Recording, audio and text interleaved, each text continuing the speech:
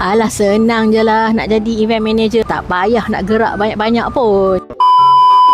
Untuk dinner, 12,000 step. Untuk corporate dinner, 14,000 step.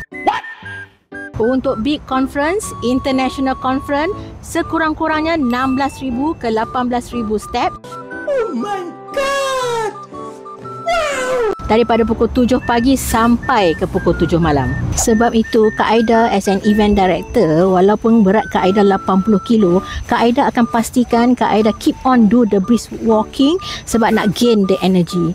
Kak Aida boleh walk pada setiap event up to 20,000 steps.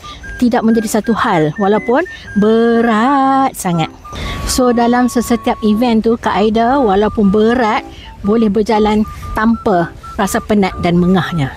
Sebab tu like 3 ataupun 2 minggu sebelum event, Kak Aida akan pastikan Kak Aida akan buat intensif brisk walking supaya ada energi, stamina dan jalan pun tak nampak mengah. Buruk mat kalau mengah. Jadi ingat ya, untuk menjadi event director, untuk own an event management company, untuk menguruskan acara mesti healthy dan mesti ada energy.